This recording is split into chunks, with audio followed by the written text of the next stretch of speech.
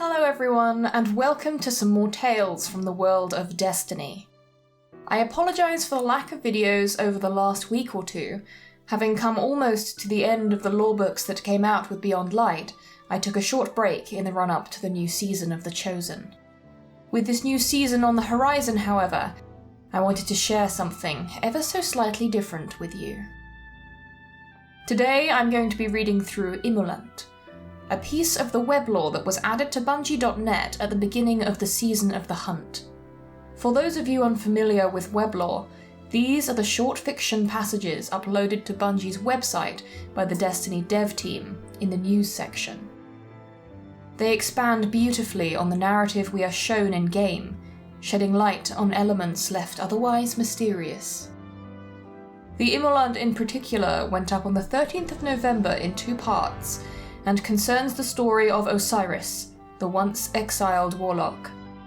Some minor spoilers here, but at the start of the season of the Hunt, we are told through communications in Zavala's office that Osiris and his ghost Sagira have been investigating strange anomalies throughout the solar system, ending with a tragic conclusion and revelation.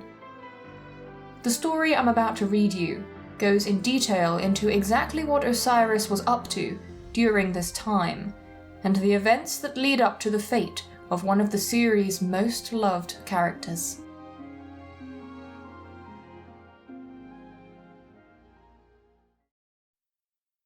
Chapter 1. Wounds. Commander Zavala stands behind his desk, riddled with documents to greet Osiris. Through a cloud-covered shroud, the reforged traveller fills the office with a delicate glow. Osiris, I am glad to see you safe and with us again. Please, sit. Stress draws trenches in Zavala's face, battle lines between worry and hope, duty and friendship, between survival and annihilation. Osiris meets Zavala's eyes.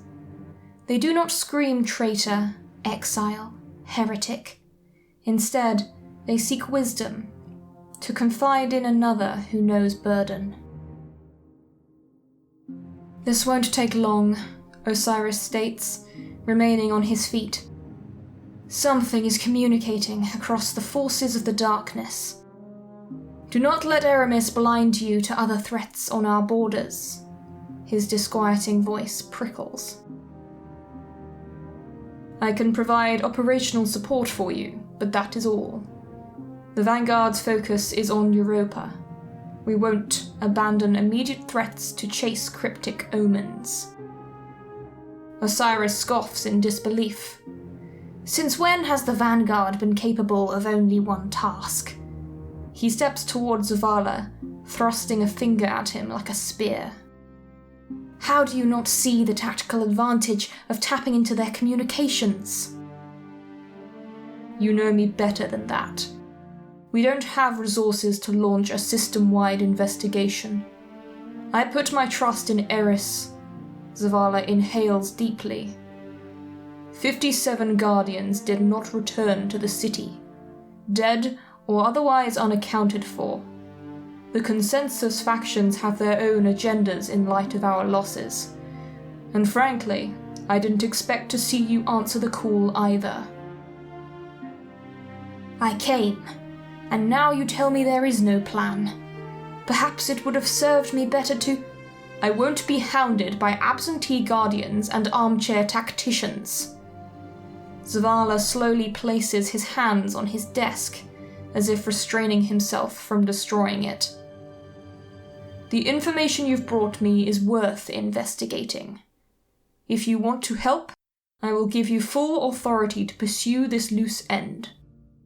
The city's archives and support systems are at your disposal, but I cannot allocate additional ships or manpower to your cause. Osiris nods, realizing he had no right to demand action. I apologize. Thank you. He motions toward the window's reinforced glass. The traveller's reforging was a sight to behold. His words have a hint of reverence to them. Zavala turns away from the traveler's pale light, his face dimmed. Indeed. I wish it was more than just that. These events were beyond us all, Zavala. I should have seen it. I just want to correct my error. I'll help you where I can, Osiris. Remain in contact, and if it is dire, I will point every gun at whatever fiend you uncover.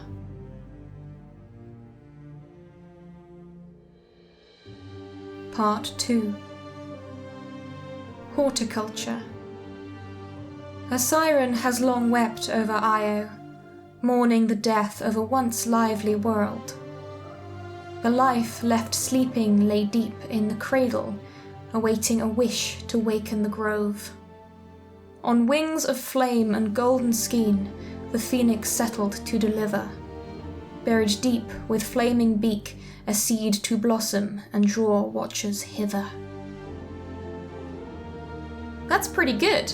I mean, it could be a little less narcissistic, but you've only had decades to practice. Sagira pokes. It isn't finished, Osiris grumbles. Stop reading my private drive. Fractals of colour scintillate and split across Osiris's jump ship as it slips through space toward Io. His mind is still taxed from his last visit. He remembers, camouflaged against the rushing atmospheric bands of Jupiter, how he drifted alongside its evergreen moon. He remembers the deep wedge that sunk between the two bodies, dividing them. The pyramid before him, lascivious tendrils of wildfire hue flowed from it like a grasping hand across the cradle. The image as clear as relived trauma. Io had been dwarfed against the black angular pit seated in its atmosphere. His eyes could not leave it then. Even now, he feels himself falling into its gravity as they approach again. Have you sent it to Saint yet? Sagira flitters into view. She brings him back to the present, soaring across space. No, I told you, it isn't finished. Have you told him you're writing poetry again? He's going to have so much to say about that. Enough. You don't need to be involved. He badgers me enough as it is. Osiris barks half-heartedly, his face softening as the words leave him. We have work to do. They lurch out of their jump. Jupiter's depth fills the canopy with pyrographic incandescence. Dozens of moons arc around the giant in careful, patient grooves, cut into space over millennia of gravitational friction. Io is not among them. Osiris checks and rechecks coordinates. Sagira assures him they are correct. They stare at the disparity together. The orbital readings of Sol's bodies are intact, gravity unaltered, but the system is gutted, 4 globes plucked from the skies. His eyes sink to the maw of eternal depth, lurking in Io's place. An anomaly of darkness. Osiris stares as if looking into the pyre flames of a funeral, the corpse's uncanny familiarity, a stranger you half remember. There is only the gouge of Io's absence, a reckoning whispered and left.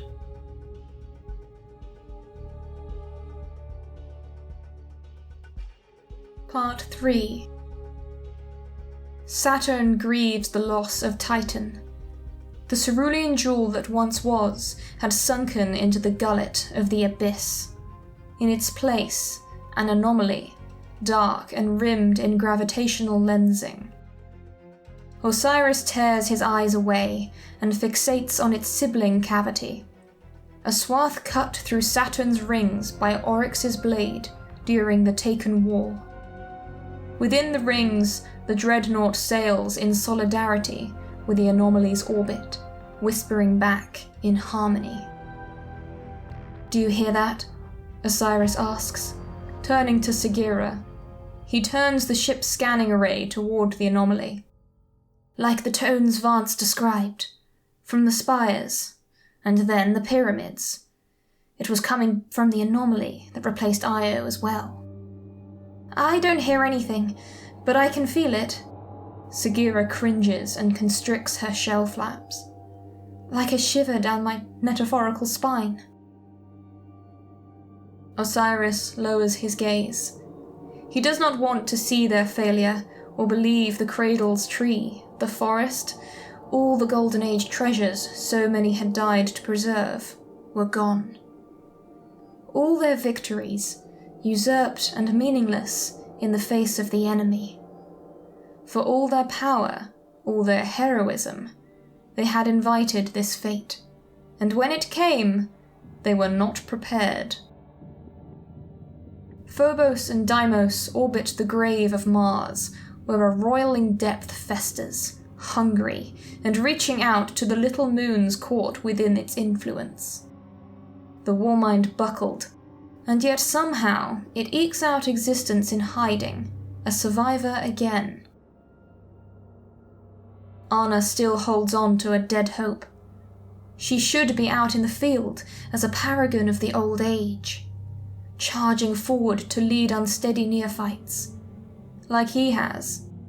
Instead, she retreats to the city and lays her worries on Zavala's brow, promising a Rasputin perfected to rebuke the assailing horrors of the night. But the Warmind did not stop the pyramids, and unkept promises make Osiris weary. At least Sloane and Asha confronted the onslaught themselves one last time. How he longs for that assured aplomb. To know the way forward, one must bear the torch, he murmurs. Sagira is silent. Osiris can feel the weight of each lost world shackle her hope to a blistering reality. There is no reason to linger here. The ship drops into Sol's mighty starwind, the brilliant flames of the sun at their backs. Osiris's hope tells him he could find a subdued Mercury here, labouring under the angular shadow of a pyramid. But he knows his hope is a lie. The wound is all he can see, a pit ringed in flame. He remembers the vast nothingness he had witnessed in the infinite forest. He laments the loss of his clairvoyance within its coded halls. Perhaps there, he would have had the answer to the question he wants to ask Sagira. Have I led us down this path? He tells himself that his last visit was driven by anger. Sagira had chided him for storming the lighthouse and ransacking Vance's possessions. They're my relics, he said to silence her protests. In truth, what drove Osiris to Mercury then is the same as what drives him now. Fear. Why didn't you tell Zavala about the lighthouses? About the tree? Sagira asks. Osiris is silent. There are people that will help. This isn't the Dark Ages. You don't have to do this alone. When I have something to show them, I will. Right now, all we have are questions. Osiris watches analytical data stream up his monitor. So where does that leave us? Mara began this escapade with her message, and I did as she asked. I can only hope the Awoken can provide more answers.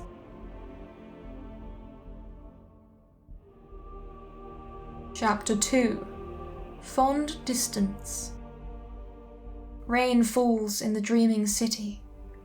From within a hollow amethyst cavern, Osiris watches the amber droplets pepper the ground and burst into misty vapor.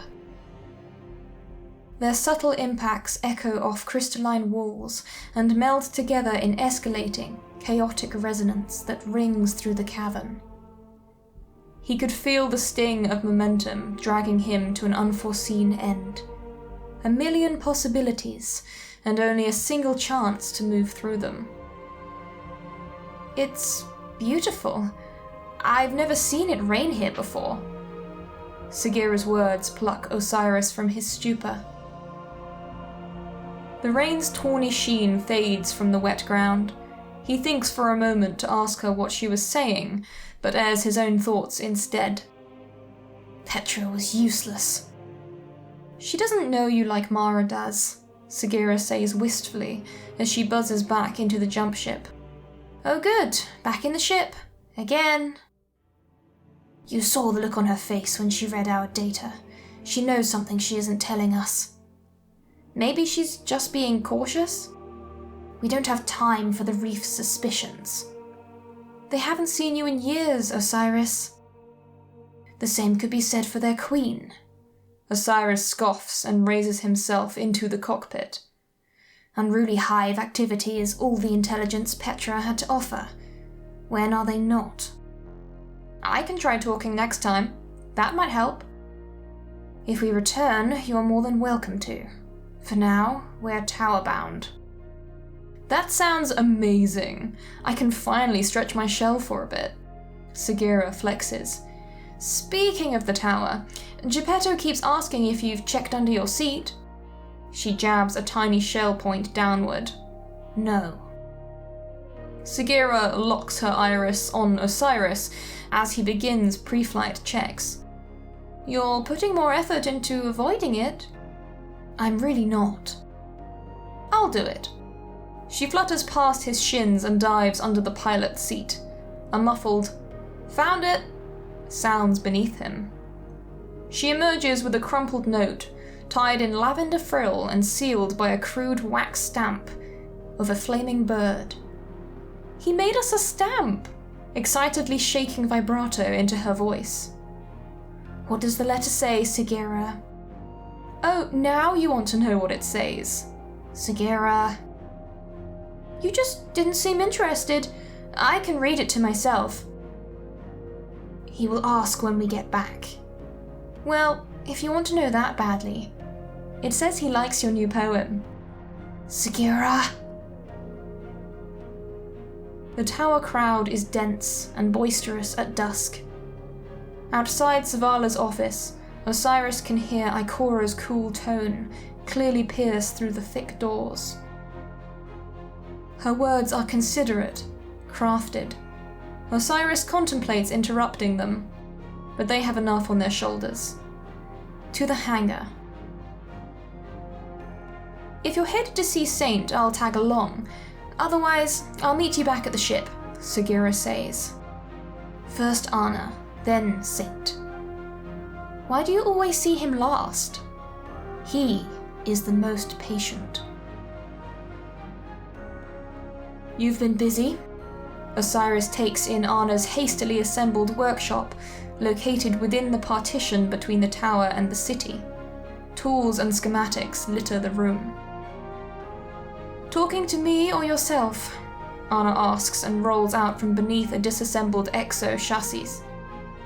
Hard to tell sometimes, she says, standing. It's been too long, Anna. You don't visit often. She glances over her shoulder, except to point fingers. I suppose we've both been busy. I'm glad to see you back in the tower. Anna rolls her jaw. I guess we have to stop running sometime. Osiris looks at the exo chassis. Do we? What are you here for, Osiris? Looking to make another mess for me to clean up?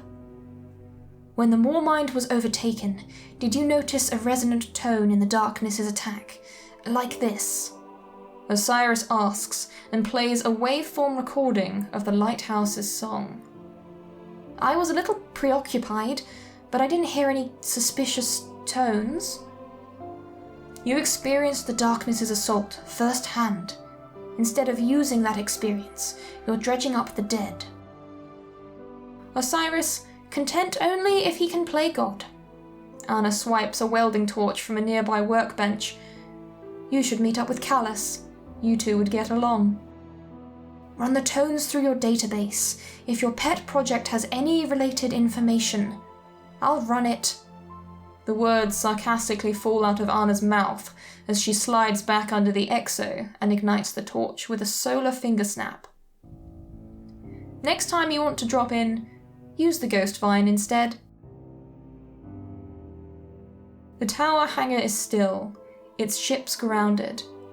Gearheads and pilots alike wait in tense reticence. Scramble speakers buzz with static anticipation of orders from Vanguard High Command. Osiris turns back to a lone point of light shining through the gloom. I do not understand all of this code. This is Geppetto's speciality, Saint 14 says while standing bent over a wide desk covered in data tablets. Holographic images of the lighthouse shimmer in the hangar lights. We could use the crucible right now. Your trials. This will be very helpful. You mean to stay, yes? I will. Long enough to show you how to implement the simulation. But tonight, I must disembark, Osiris says. So soon? Osiris tenses his jaw in forced silence. He twiddles with code. I'm worried about what Vance found. Saint places a heavy hand on Osiris's chest. Let go of your obsession. Do not leave chasing phantoms again. Phantoms? You think the darkness is satisfied? This was just the first move.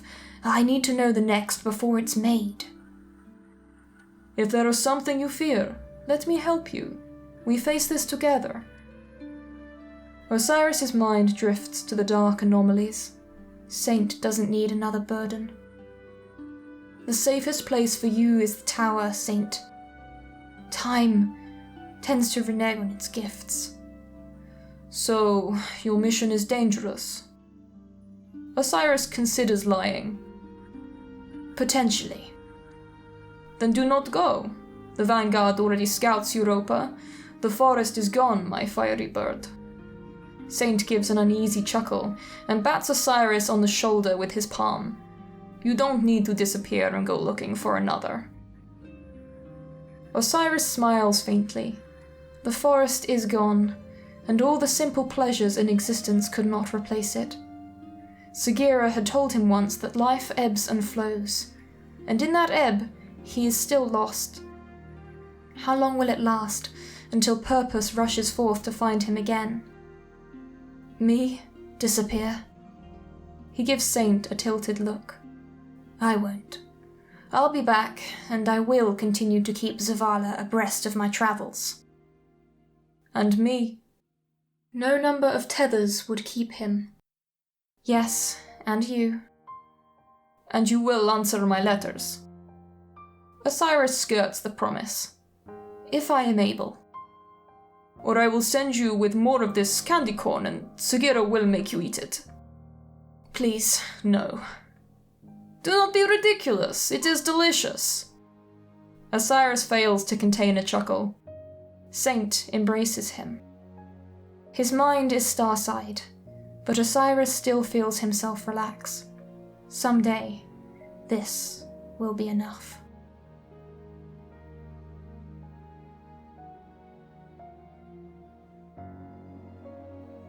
Chapter 3, Born of Wrath. Huh. Sagira patches a strand of light into the jump ship's control deck as they tumble through the black drop, stars twinkling out beyond reach. Something's in the static out there. What is it? Osiris asks. Some kind of subspace transmission. Hang on. Sagira boosts the jump ship's comm receiver. It's Cabal. From? Osiris absent-mindedly pushes a sack of candy corn aside with his foot and leans forward. Somewhere outside the system, some pretty heavy encryption at work, but there's a repeated phrase, a name. Keitel? How many Cabal leaders will vie for dominion atop Ghaul's grave? Let them grind each other into dust. There are responses from Nessus, the Reef, the EDZ. She's calling the Legion home. Or, no, back to her bosom? She wants them to capture Callus to prove their loyalty, but it sounds like the Leviathan is missing. Their bloody feud continues. If Keitel is stirring up the Legion, the Vanguard will want to know their plans. One of the response signals is offering Keitel tribute from somewhere near Sorik's Cut. Some other weird noise, too. This message here, Osiris says, and points to the on-screen readout of Sagira's scans. Keitel sends an emissary to receive their tribute. The shore. We're not far behind, Sagira says. Eavesdropping or crashing? We'll hit them after the offering is made. I don't want the Cabal Empire to know we're tapping their communications. A horde of Cabal crowd into a crude shelter, assembled from several decommissioned drop pods. Green light shines through the cracks. A royal blue banner of Cabal make lay cast in squalid, bubbling mud. Sagira and her guardians survey the scene, perched on fallen ruins above the boil. The bulk of the evening is spent silent, the only exception, Sagira's repeated affirmations. They're still just huddled around that rock. Patience is a virtue, Sagira. Osiris closes his eyes to the reef sky and waits for signals to guess at the darkness's plans. The stars watch, all the weight of jet-black space upon him. He is extinguished amongst their light years. Screams in the night. Osiris stirs awake, his eyes open to the nebulous drift of the shore. Sagira, report. They're still in there. 18 life signs, no shots. No one's even moved. I don't like it. Tired hours flit by. Morning rises. There are no Cabal skirmishes against the Scorn. No metallurgists patching phalanx shields with molten slag. Or Scion lookouts tracing firing lines. They're on the move! Sagira leers over the edge of her perch.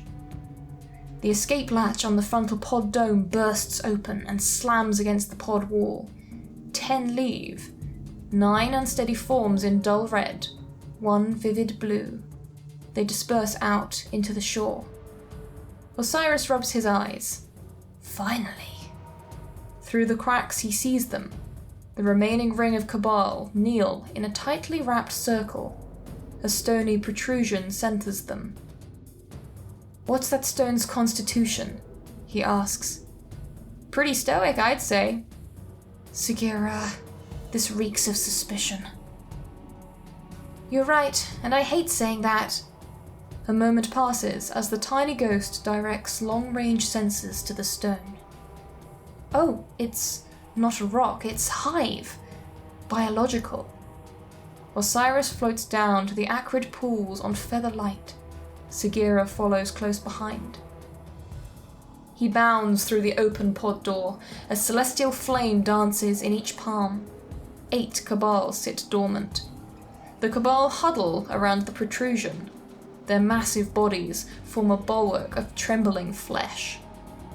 A soulfire pitch blisters through their turgid pressure suits.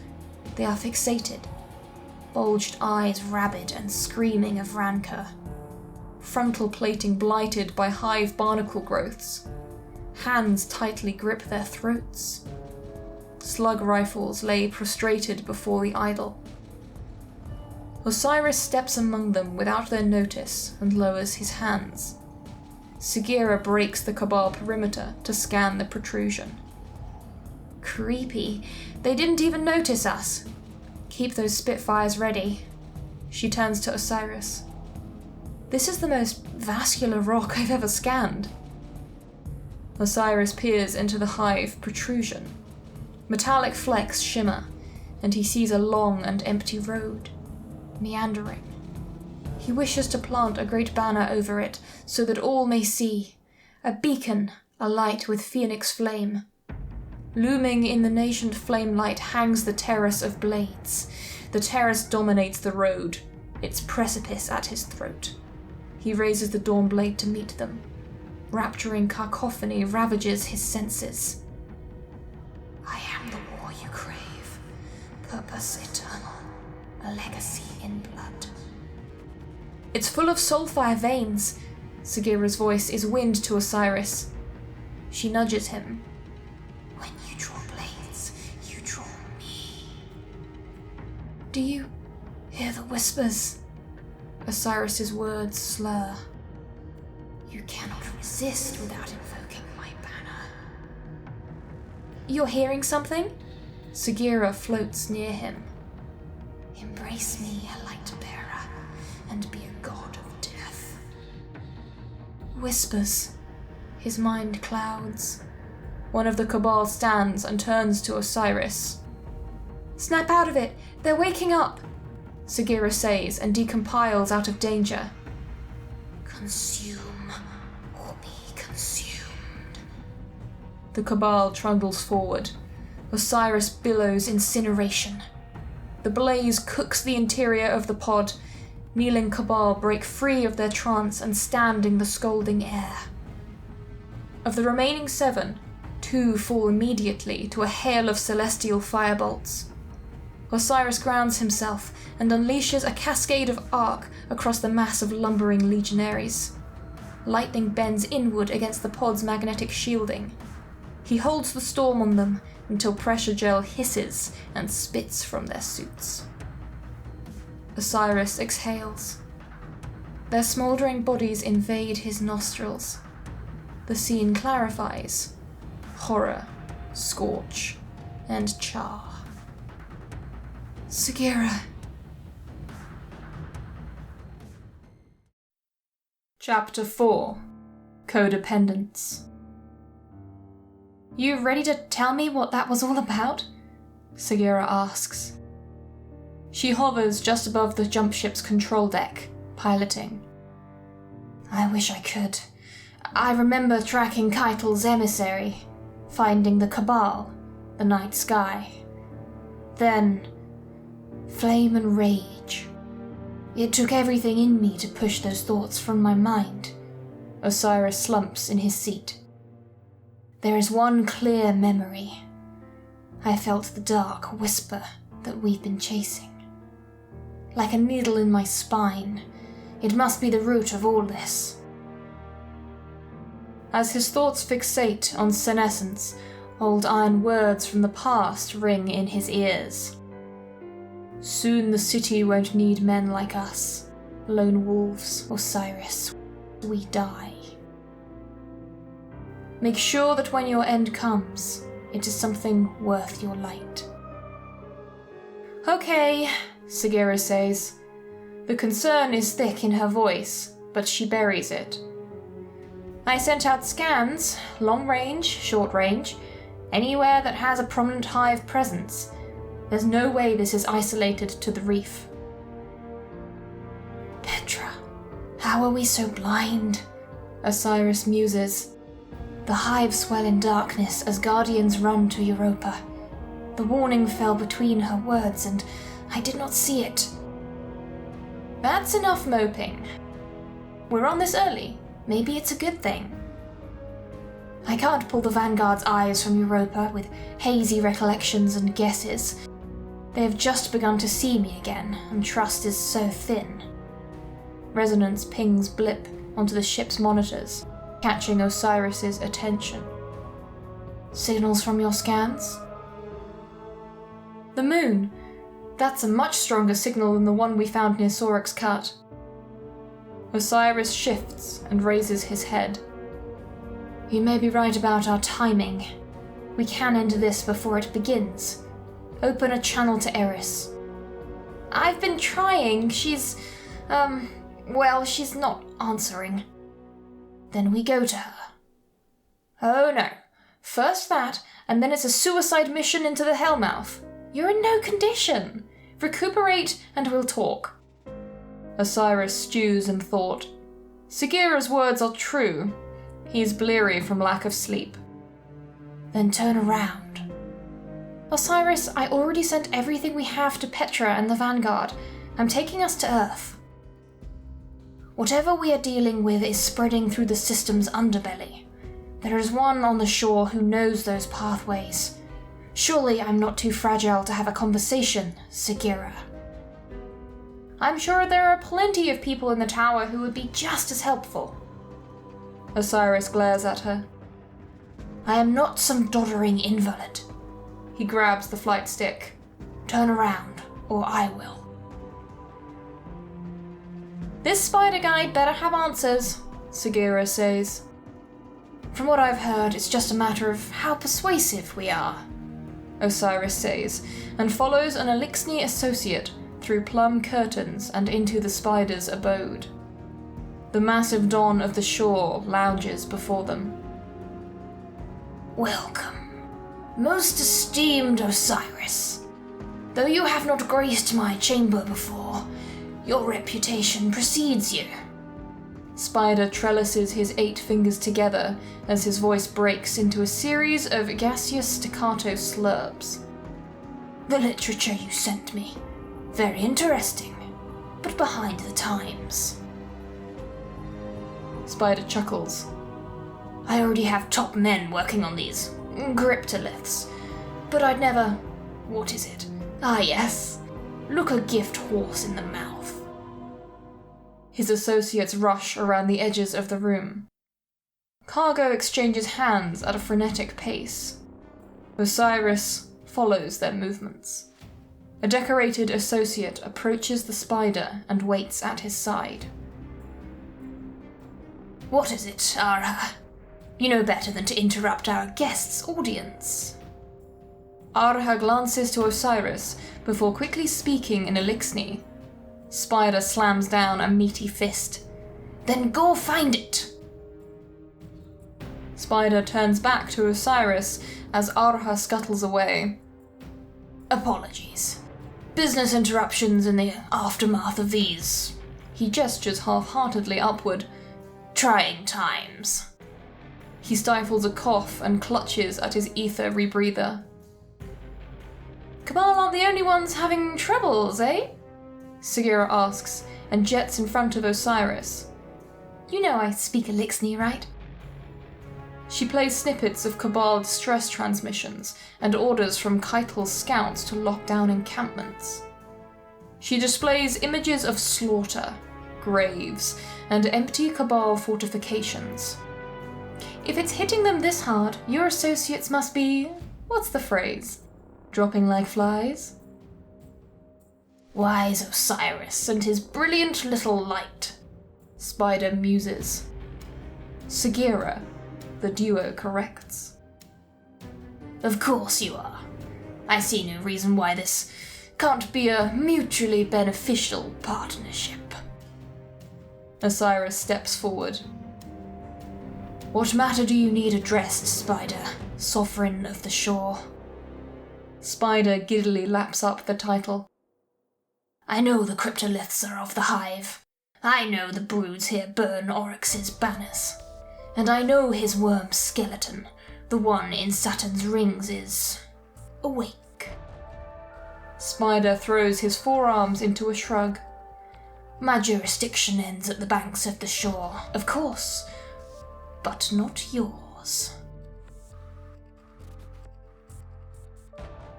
Chapter 5. Dreadnought. Osiris impales a wizard's head upon a stunted spike, surrounded by a freshly bloodied Hive sigil. The Dreadnought console sputters to life, accepting his tithe. While Cade's old transmat zone is no longer in operation, the massive breach left by the Dentalian Exodus 6's impact remained agape. Entry had not been difficult, despite the halls crawling with newly spawned thrall. They were young, and nearly a century of navigation through the infinite forest had honed Osiris's ability to remain unseen. The Dreadnought systems present as living memory, chronicles and hymns recounting histories. It is a rat king of fading ideas, racked with failing connections and dying interpretations as Akar suffers a slow, final death, damaged beyond repair. But there is knowledge to glean here. Osiris directs Xivu to rip spokes of data from the console for Vanguard High Command. You found the most disgusting one. I'm not touching that. Dictate it to me. Osiris sneers and grasps the head. He navigates the recounting of the Hive from Oryx's death. They are fractured, broken by internal power struggles. It leads into a recounting of Savathun, banished, branded as a heretic and set to burn. Many Hive turned to her when Oryx fell. Many of those same broodlines defected as the darkness invaded Sol, sending Savathun into hiding. She is still hunted by the hounds of war. Her pursuer has no local story to recount here, for it is yet to be written in blood. War's celebrant rides to wrest Crota's lost foundlings from the Witch Queen's schemes, to bring unity, to bring reckoning, to bring glory. Luna will be reformed in her image. All tithes to Xivu Arath, all tithes to the black edge of her singing blade. I am the din of rapture. I am the herald of peace. My banner is known to you. Xivu Arath, Osiris says, words spoken on compulsion. He takes his hands from the wizard's head as emerald smoke wafts from its orifices. Osiris slumps to his knees. This must be the echo we've been chasing, an omen of her voice, resounding through the darkness, heralding war. A Hive war god! This is bad, Sagira says. The third sister. She has finally come for us, and her champion seeks to supplant Crota's remaining daughters on Luna. That is where we go. Into the chasm on Luna.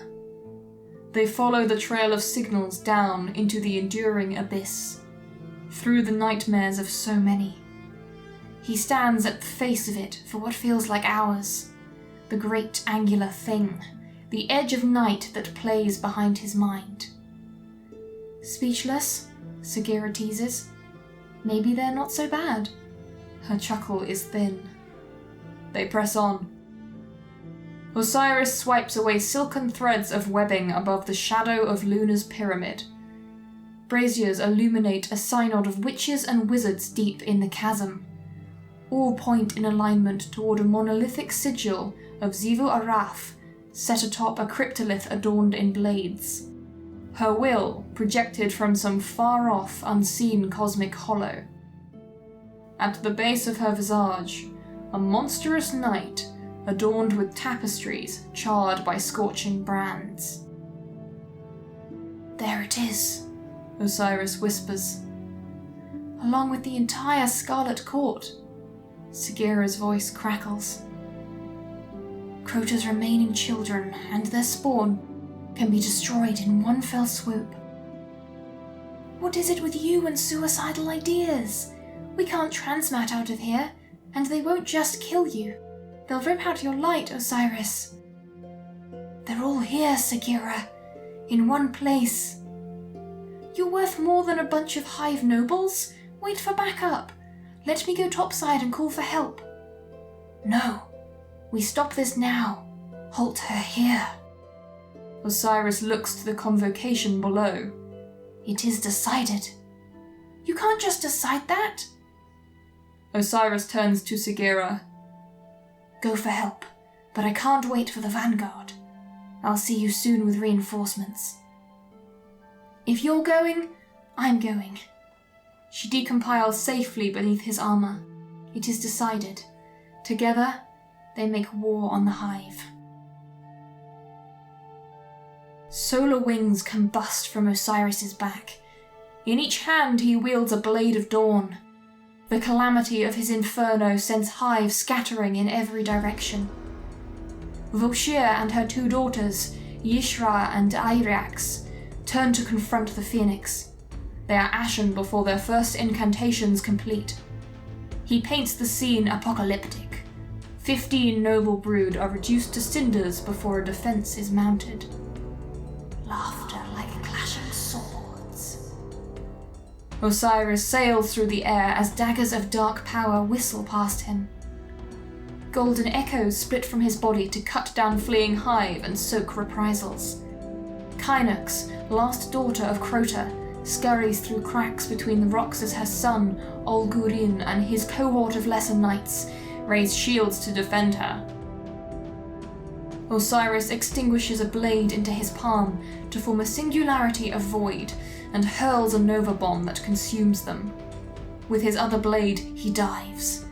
He drives it into the ground, erupting a well of radiance surrounded by a phalanx of gilded echoes. Nobles shriek for their thralls to charge. Bolts of flame and arc tear through them as Osiris blinks through the void from one echo to another. Their advance breaks. He steps over their smouldering husks and turns the blaze to their masters. Osiris revels in the slaughter. Xivu Arath's sigil drinks in his fervour and the nobles' deaths. Laughter like screaming fear. Her visage emboldens. The celebrant waits at the foot of Xivu Arath's cryptolith, unburnt. Osiris's echoes reconvene into him. "Face me!" he exclaims and steps forward.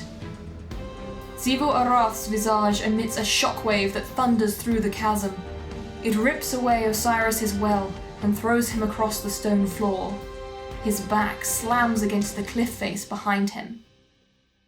"What is this?" Shock punctuates the question. He pulls against an unseen force to no avail. "You burn offerings. I accept them." Xivu Arath's will crushes the pressure of his light, seals the flames into his flesh, stakes his body to the stone on paralytic pins. Her image distorts in a concave canvas around him, the celebrant at its core. Shadows encroach, dousing the borders of his power. Osiris focuses his mind on the spark at his core. Flames billow from within. Countless gilded echoes ripple from him, testing Xivu's hold, pressing vulnerabilities. The sun sings to repel the shadow. He finds a moment, wrenches a hand free, and unleashes the reach of chaos. The beam of arc tears through Xivu's sigil. Soulfire shards rocket away as cracks fork through Xivu Arath's projection. Unfazed, she does not relent. "Resist me, light bearer." Her will overcomes him, stronger than before. The celebrant steps forward. A massive cleaver dangles from its hand, weightless. The beast carves a rune into the stone on either side of Osiris, its eyes locked with his. It nods to him, and then turns to the sigil. "All ties to Xivu Arath, more dominant, endless." Its tone is soft rasp and soot. The runes kindle in harlequin gleam. "Osiris!" Sagira's voice statics in his ear. "One of us has to make it out. Warn them." "I'm sorry, Sagira. Run!" His words are thin from duress. The celebrant drives its sword into the cliffside stone above Osiris's head. The cryptolith erupts in neon flare. "Die well, Osiris." The celebrant bows and withdraws from sight into Luna's depths. Wisps of light hemorrhage through his skin, trimmed in blood and drawn around the blade embedded above him, as if it were a nostopine spike. Sagira's voice is a whisper. "I'm not letting them take you." "Your strength lives on through me." "Give Saint my private drive." Osiris exhales and closes his eyes. He sees himself in a million permutations, each path a life in glimpses. He takes what he can from them, not enough to savour, but enough to be immortalized in nostalgic haze. In one, he is a blazing warrior, driving back the horrors of the longest nights. Another, a vigiled gargoyle atop the infinite forest. A grizzled elder, overseeing keen disciples. In so many, he is dead. But there is one where Osiris finds happiness. He finds a time away from strife. He finds Saint, a dream of warm serenity, but the piece to his purpose. With Saint, there is a future that could have been enough.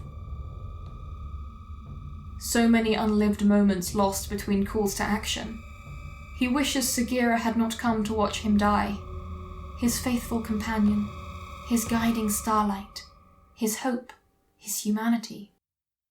Sagira, for as many lives as we had, you were always my better. His light is breaking. Osiris, why don't you ever listen to me? She compiles in front of him. What are you? Shut up! Listen to my words. Her iris is bright with light. There are a great many things still left for you. Don't lose hope in the darkness. She is luminant. Osiris breathes the word as if he could hold it back. No. He would understand in time. She had seen it. Blinding light erupts from Sagira's core as she splits apart. A wave of light surges and tears across the chasm. Her sacrifice cleanses every trace of Xivu Arath's presence. The sigil erased.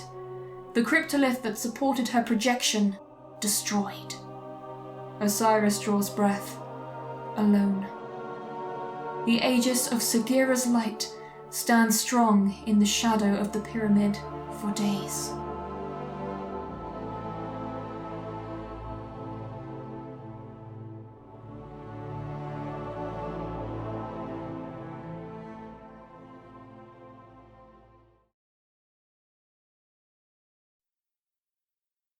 If you've made it to the end of this almost hour-long read-through, thank you. Not only does this story give some wonderful closure on the end of Sagira, as she rightly deserves, I like that it spares some time to explain the aftermath of the missing planets. If, like me, you found that the intro to the Season of the Hunt left you with countless unanswered questions, I hope that this weblore helps to satisfy at least some of them. In the next few weeks, I intend to read through some of the other weblore entries, as there are several pertaining to events linked to the tales from Europa, as well as background for our new guardian fledgling, Crow.